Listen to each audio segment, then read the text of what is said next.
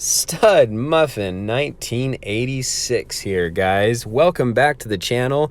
If you haven't noticed yet, when you go into the game and you start playing tier 10, you're going to start noticing a tank that is being tested. I did make a video of it earlier, and it was all about primarily my predictions because there really was no concrete evidence or stats or anything to go off of. So now we actually have something to go off of a little bit here. We're going to take a look at this tier 10 and maybe get a closer prediction of what this tank is going to be like when it's coming out. Now, the players are still testing this tank. There are specific players with special accounts that have access to this tank.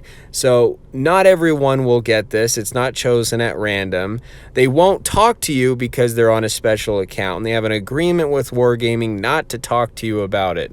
So when I came across this tank, I was like, oh, cool. Okay, now we actually get to see what it's like. But honestly, I don't know how impressed I really am with it now that I've actually come up against it in a few battles.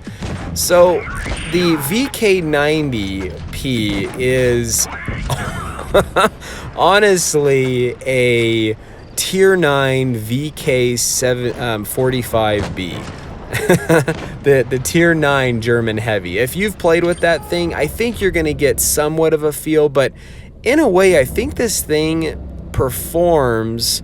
Obviously this is a higher tier, but in relation to gameplay and style, there are some things that are a little concerning about this tank, and I'll go in and show you that a little bit.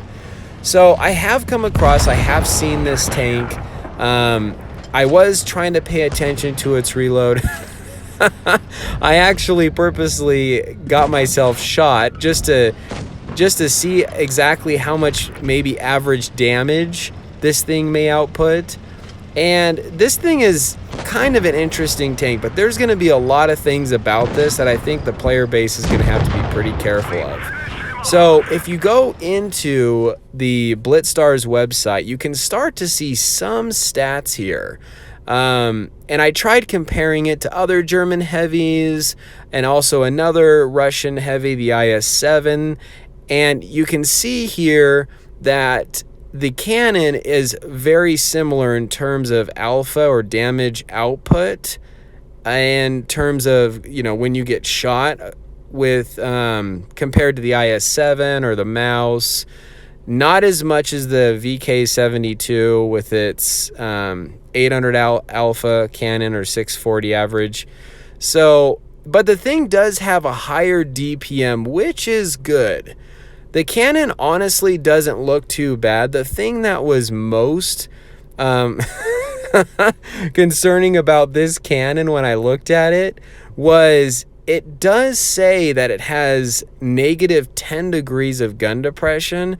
However, when you're pointing that cannon in the front, that's not necessarily the case. You only have negative 4 degrees of gun depression from what I can see inside the armor inspector.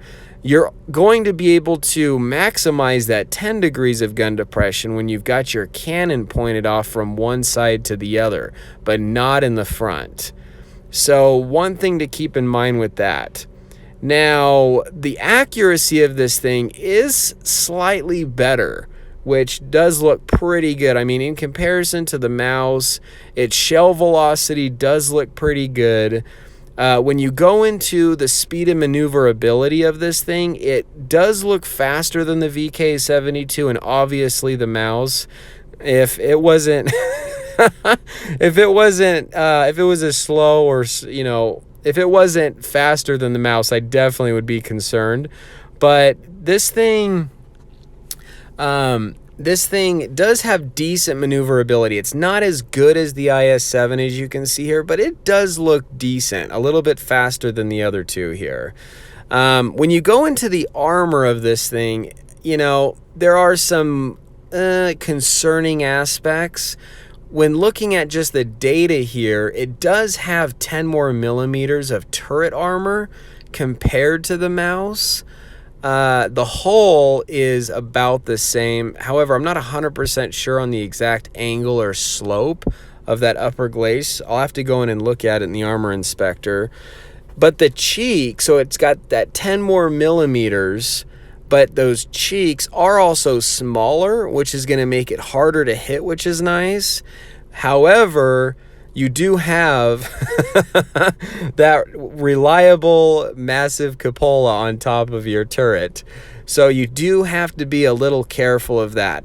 Now, when going into the armor inspector, since we're on track of speaking about armor, this is what I'm most concerned about. When you go in and you're angling this thing and you're turning it a little bit, this thing's going to be very important to keep your turret facing whatever's shooting at you. You cannot angle this turret whatsoever. As you can see, the sides of your tank really start to have that vulnerability. You can't. It's different than the mouse and the E100. Yeah, you have to play it more like the VK72. Now, this is the thing that's the most concerning, and I keep repeating myself. There was a lot of complaints about the E100's lower plate, that even when trying to angle yourself at an extreme angle, enemies would penetrate you all the time through the lower hull. Well, look at this thing.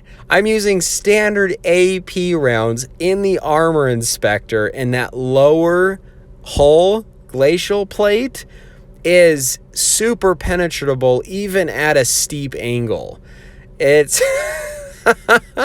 it's not as reliable as the VK72. That is a bit alarming and concerning when looking at this thing.